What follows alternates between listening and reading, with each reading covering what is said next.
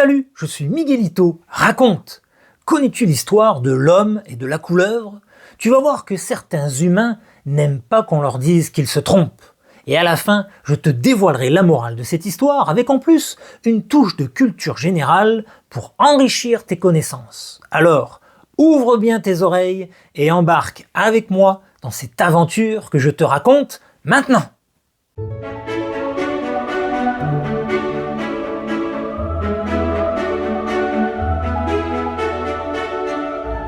L'homme et la couleuvre. Un jour, un homme marchait tranquillement sur un chemin de terre quand il aperçut une couleuvre, un long serpent mince et brillant. « Ah, la sale bête! Je déteste les serpents, ça me donne des frissons juste à les voir !» dit-il en fronçant les sourcils. « Je vais te capturer et tout le monde sera content de ne plus te voir traîner par là. »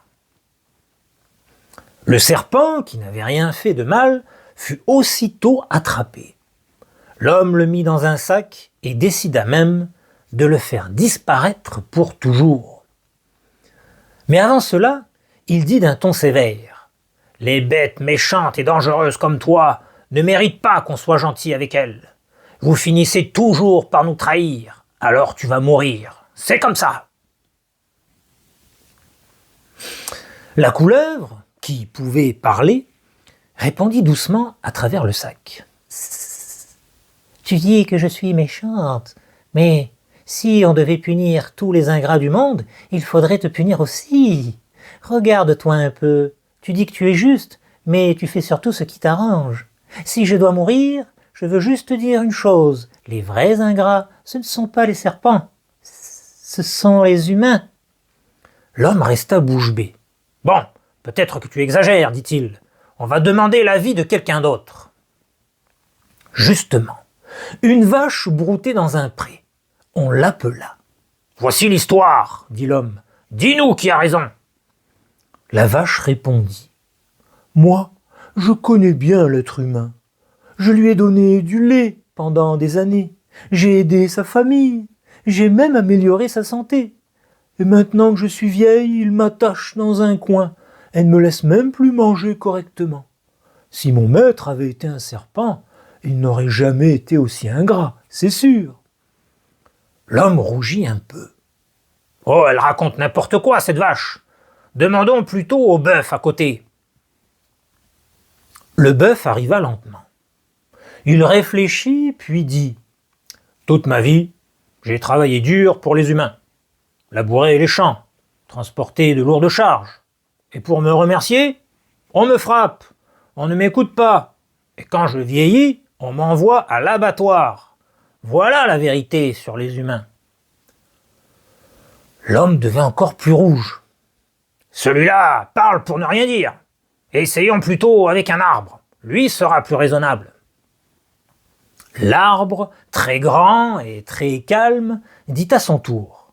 « Moi, je donne de l'ombre, des fruits, des fleurs. Je protège de la pluie et du vent. Et comment me remercie-t-on ? En me coupant d'un coup de hache, alors qu'il suffirait de me tailler un peu pour que je continue à vivre. » Cette fois, l'homme était vraiment vexé. Tous disaient la même chose. Les humains comme lui étaient tous des ingrats. « Assez !» cria-t-il. « Je n'écoute plus personne !» Et furieux, il prit le sac avec le serpent et le frappa contre l'arbre jusqu'à ce que le pauvre animal meure. Puis il dit à nouveau « Taisez-vous! Je ne veux plus entendre vos mensonges et vous laissez me contredire sans raison.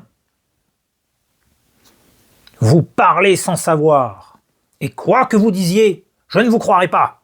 Moi seul sais ce qui est mieux pour tout le monde. Alors, vous n'avez pas à me convaincre. »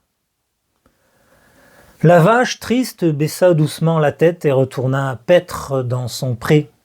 Le bœuf retourna travailler, mais il soufflait et secouait la tête fatigué et découragé. Quant à l'arbre majestueux, il se balançait sous le vent, laissant tomber quelques feuilles, comme pour murmurer sa peine.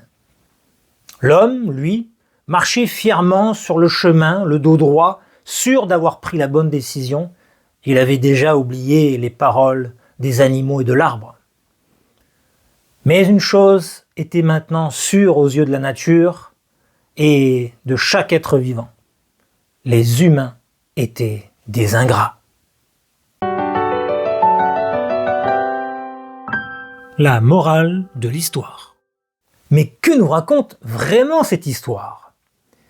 Eh bien, c'est que parfois, certaines personnes ne réfléchissent pas à ce que leurs actes peuvent provoquer.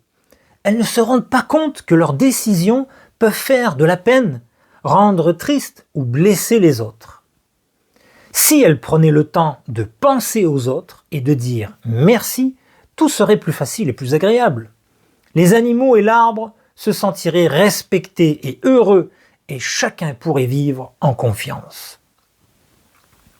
La vraie force, c'est d'avoir l'intelligence de savoir écouter, de comprendre les besoins de l'autre et d'agir en conséquence. Quand on fait ça, le monde devient meilleur pour tout le monde. Mais dis-moi, si tu étais à la place des animaux ou de l'arbre, comment te sentirais-tu si tu travaillais fort pour quelqu'un qui ne t'écoutait jamais et ne te disait jamais merci? Réfléchis bien et n'hésite pas à me partager tes idées en commentaire. Et si on parlait un peu des serpents? Dans l'histoire, l'homme les décrit souvent comme méchants ou dangereux, mais en réalité, ils ont un rôle très important dans la nature et même pour les humains. Ici, le serpent est une couleuvre qui n'est pas dangereuse pour les êtres humains. Elle n'a pas de venin et ne mord presque jamais. Elle se nourrit surtout de petits animaux comme des insectes ou des rongeurs. Il n'y a donc aucune raison de la tuer, contrairement à ce que fait l'homme dans l'histoire. Les serpents mangent des souris, des rats et d'autres petits animaux qui pourraient autrement dévorer nos champs, nos légumes ou même nos réserves de nourriture. Sans eux, ces rongeurs se multiplieraient très vite et feraient beaucoup de dégâts. Même si on ne le voit pas toujours, ils participent au grand cercle de la vie où chaque animal a un rôle à jouer. Donc le serpent, loin d'être inutile, protège la nature et aide indirectement les humains, tout comme la vache, le bœuf et l'arbre aident les hommes dans l'histoire. Cela nous rappelle qu'il faut parfois regarder plus attentivement avant de juger quelqu'un ou quelque chose, car chacun peut avoir un rôle important, même si on ne le voit pas tout de suite. Voilà, j'espère que tu as aimé cette histoire, et si tu veux m'encourager à en publier plein d'autres, n'oublie pas de t'abonner à la chaîne pour ne rien rater des prochaines aventures. En attendant, un petit quiz sur cette histoire t'est réservé juste en dessous dans les commentaires pour tester ta mémoire, alors dépêche-toi, mes histoires n'attendent que toi! Dans cette aventure-là, tu vas comprendre pourquoi il vaut mieux être simple et efficace plutôt que de vouloir briller devant les autres.